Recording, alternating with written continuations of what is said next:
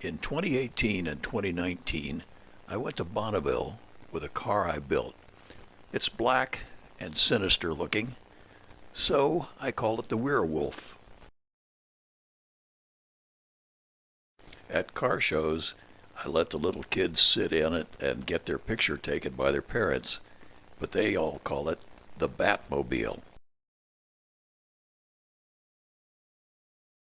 We're loaded up and ready for a 900-mile trip up to Bonneville Salt Flats, Utah.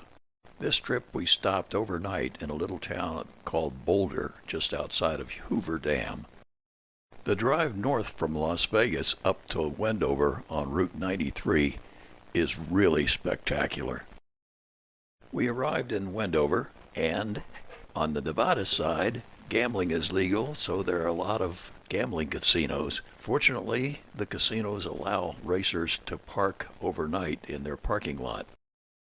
The next morning we drove out on the salt, unloaded the car, and collected a few onlookers. We started setting up our pit. We were pretty early, so there weren't many other people there yet. By the way, at Bonneville you have to have ground cover to make sure that nothing leaks out on the salt. Now that we have some shade, it's time to check things out before heading down to tech inspection. You can't drive a race car anywhere except on the course, so in the pits, the speed limit is 5 miles per hour. Off we go to tech inspection. A fellow named James showed up in our pits and volunteered to help, so he drove my truck and towed me down to tech inspection. Tech inspection is very thorough. Primarily, they're interested in safety. At Bonneville, the speeds are very high, and if you crash, you may be 7 miles from any help, so you have to survive for a longer time than in most racing.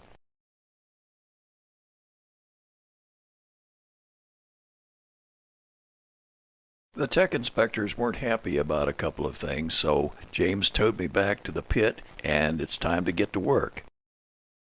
Back in the pits, the inspectors wanted to see the vent line for the fuel cell vented overboard.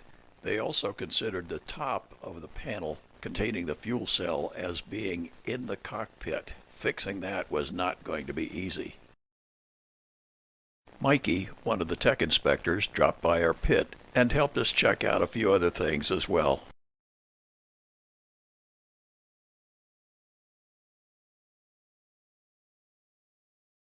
Jerry Jacobson from the Vesco team volunteered to help me, and he supplied a couple of fittings and a short piece of hose, and voila, our venting overboard was solved. Closing off the fuel cell from the cockpit was much more complicated. The solution was laughable, but it worked.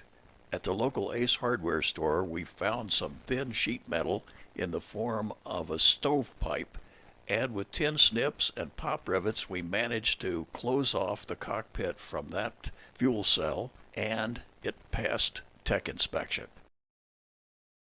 After I got home, I tore off the temporary sheet metal panel and replaced it with a proper aluminum panel.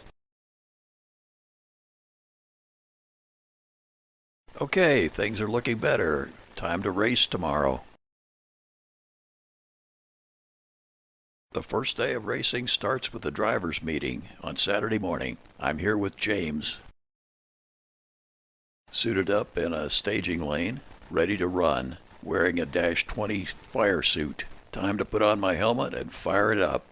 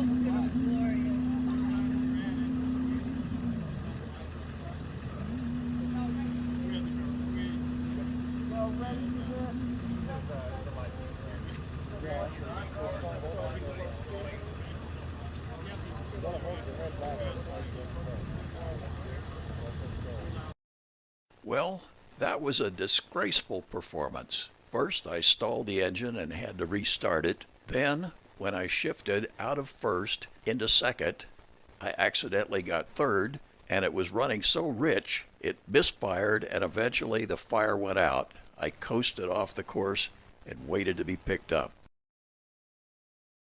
On the way back to the pit, we stopped at the timing tower and picked up our timing slip. There it is in black and white, 65.08 miles an hour. Hell, I did faster than that on the way up there, on the trailer.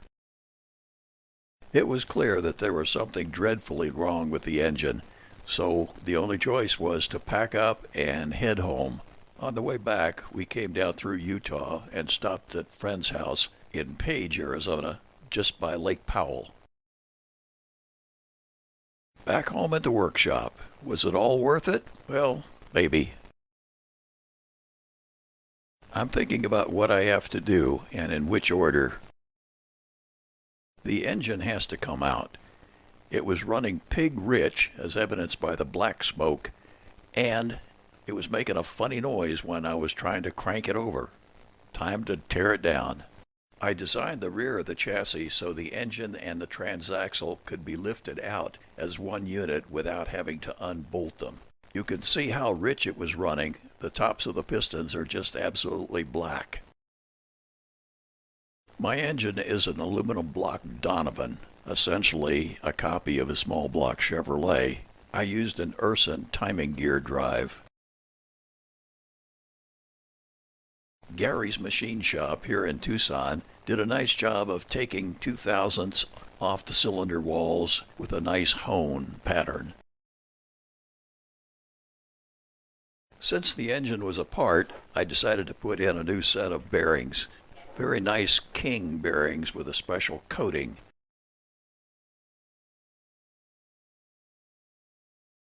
Gary checked the crankshaft, and all it needed was a little bit of polish. It's a Lunati stroker crank, so it gives me 383 cubic inches.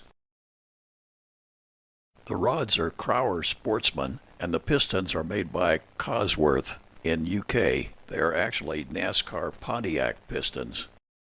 By the way, I applied a dry film coating with molybdenum disulfide and graphite to the Cosworth pistons. This Donovan block is O-ringed, so I had to use copper head gaskets. I found out what the problem was, making the noise when I was cranking the engine over. It turned out to be a couple of teeth missing off the ring gear, so time to order a new one from Kennedy Engineering. I decided to upgrade my clutch to a higher torque capacity. This time, instead of an organic clutch disc shown above, I ordered a metallic disc clutch from Kennedy. It turned out that the basic engine problem was due to the carburetor. The Holley 850 was definitely junk. There must have been a cracked casting or something like that. So to take advantage of something a little more modern, I ordered a Proform 850. As a little added insurance, I put in a Speedway high-flow thermostat. Now it was time to get rid of that shift linkage that was causing so much problem. I replaced the bearings with Thompson linear bearings and the shaft with Thompson 60 case shaft. Very hard stuff, and it really, really improves things. My original shift linkage design had the pattern reversed. In other words, first gear was over to the left and back instead of the conventional way. This I corrected.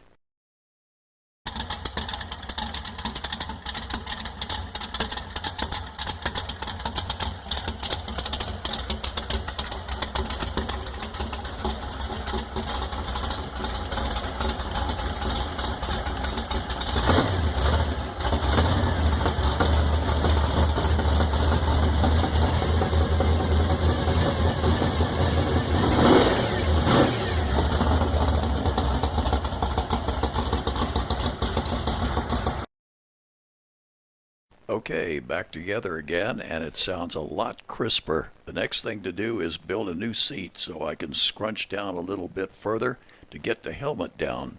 Of course, now the question is, how fast will it go?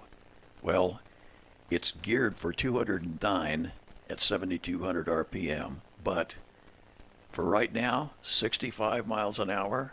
Jeez.